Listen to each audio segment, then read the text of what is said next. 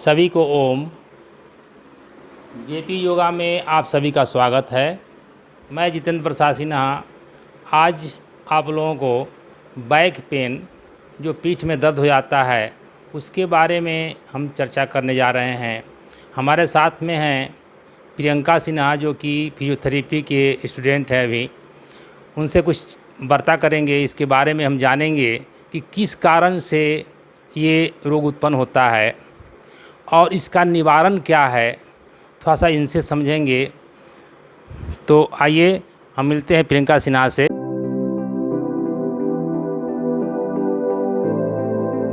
JP yoga studio में आपका स्वागत है।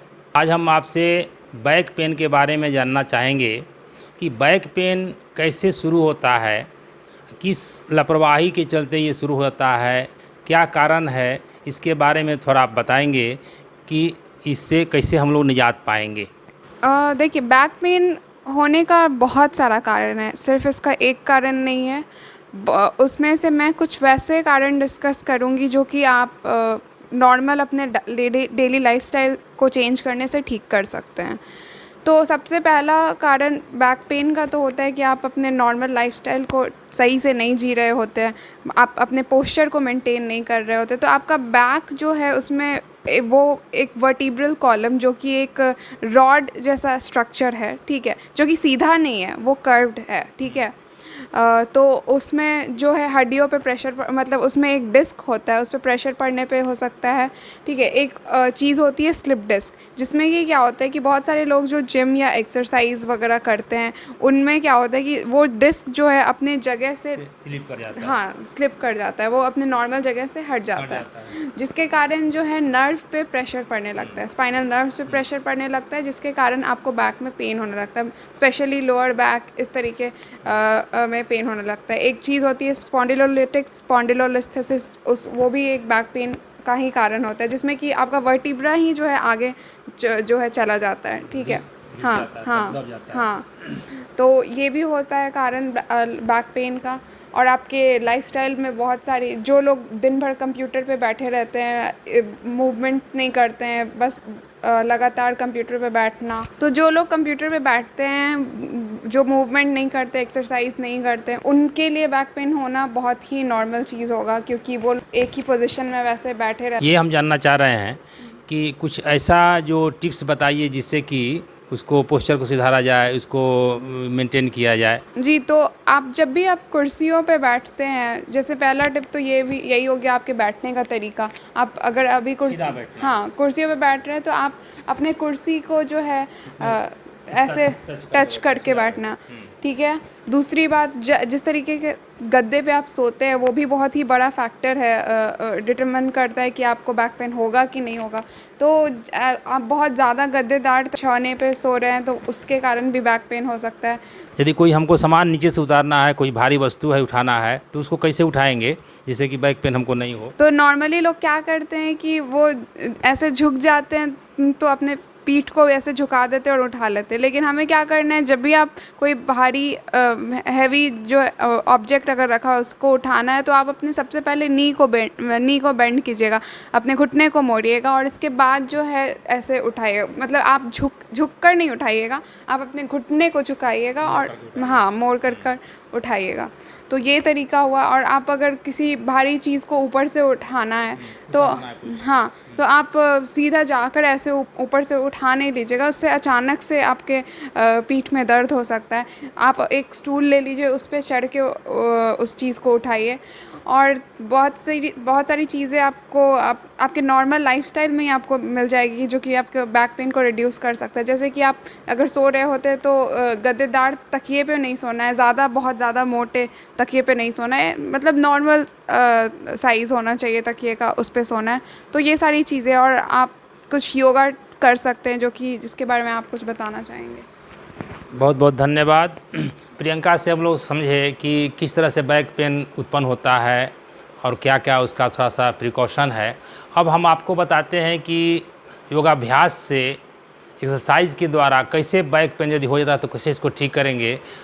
7-8 एक्सरसाइज आपको बताते हैं जिससे कि आपको बैक पेन ठीक हो जाता है। तो आइए हम इसका निवारण के लिए एक्सरसाइज बताते हैं। तो सबसे पहला है मकरासन। कैसे करते हैं? पहले पेट के बल लेट जाएंगे, दोनों एड़ी को सटाएंगे, दोनों घुटने को सटाएंगे और इस तरह से ऊपर की तरफ देखेंगे। ऐसा लगे कि कमर को कोई दाब रहा है और धीरे धीरे पैर को इस तरह से मोड़ेंगे, धीरे धीरे। ये हुआ मकरासन। दूसरा है भुजंगासन। दोनों एड़ी को सटाएंगे, दोनों हाथ को फोल्ड करेंगे, ठुड्डी को ज़मीन में सटाएंगे और धीरे धीरे श्वास को भरते हुए धीरे धीरे उठेंगे, श्वास को भरते हुए।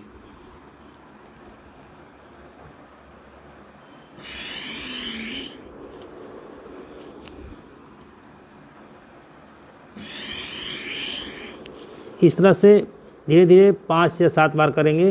इसका दूसरा पोज भी है, धीरे धीरे इसको एल्बो को उठाते हुए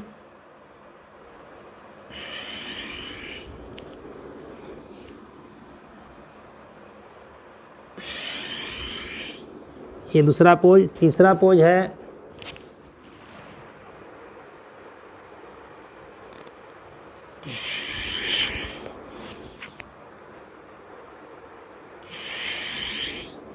ये हुआ भुजंगासन। अब इसमें एक पाद भुजंगासन। एक पाद भुजंगासन कैसे करते हैं?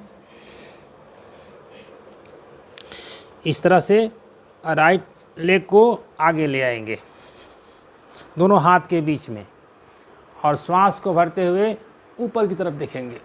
दूसरा पैर एकदम सीधा, श्वास भरते हुए ऊपर, श्वास खाली करते हुए नीचे, फिर श्वास भरते हुए कमर को दबाएंगे, ऊपर उठाएंगे। है शलभासन, है कि जो भी आसन करेंगे वो आगे झुकने वाला नहीं करेंगे, जब भी करेंगे पीछे झुकने वाला करेंगे। तो शलभासन देखिए कैसे किया जाता है। लेट जाएंगे, पहले दोनों हाथ को जांघ के नीचे लगाएंगे, ठुड्डी ज़मीन से सटा हुआ और धीरे धीरे श्वास को भरते हुए दोनों पैर को उठाएंगे।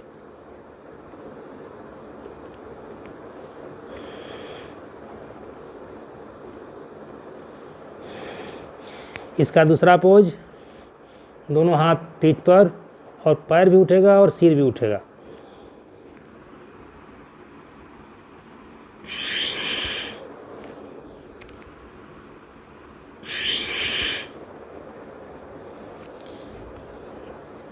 अब अगला धनुरासन।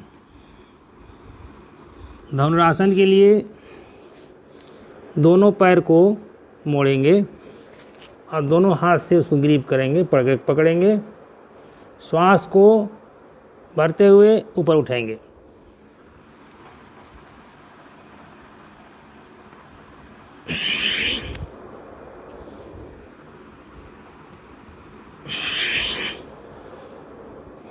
अगला है सुप्त वज्रासन।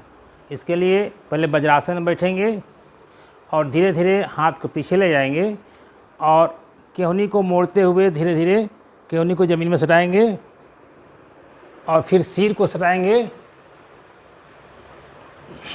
और दोनों हाथ को अपने जंघे पर रखेंगे। अब अगला है आपको सेतु बंध आसन। लेट जाएंगे, पैर को मोड़ लेंगे, दोनों पैर में थोड़ा सा दूरी बनाएंगे, जितना कंधा दूरी है उतना, और एंकल को पकड़ेंगे। धीरे धीरे श्वास को भरते हुए अपने कमर को ऊपर उठाएंगे।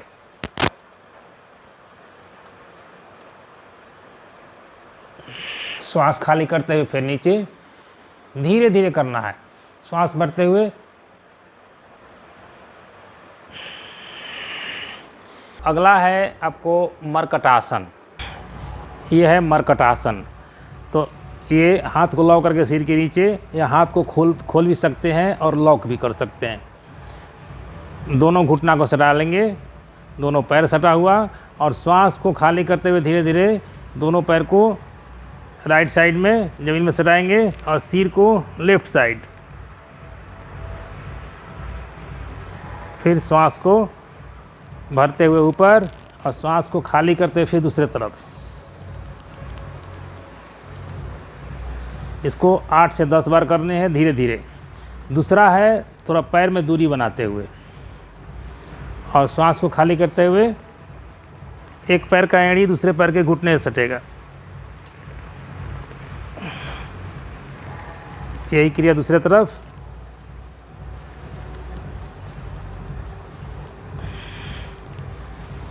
इस तरह से 8 से 10 बार राइट साइड लेफ्ट साइड। इसके बाद है मार्जरी। मार्जरी कहते हैं बिल्ली को, बिल्ली से लिया हुआ आसन है, इसको मार्जरी आसन कहते हैं। तो सबसे पहले इस तरह से थोड़ा सा पैर में दूरी, हाथ में दूरी ऐसे होंगे और श्वास को भरते हुए कमर को नीचे दाबेंगे और ऊपर की ओर उठाएंगे। श्वास को खाली करते हुए नीचे, श्वास भरते हुए ऊपर,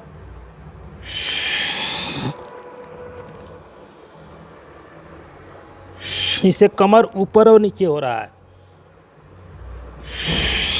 कमर में मूवमेंट हो रहा है।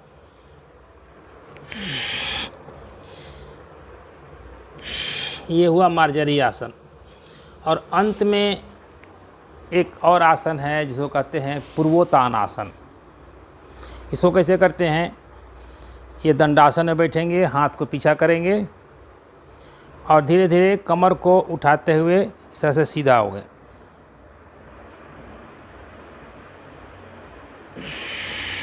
श्वास खाली करते हुए नीचे, फिर श्वास भरते हुए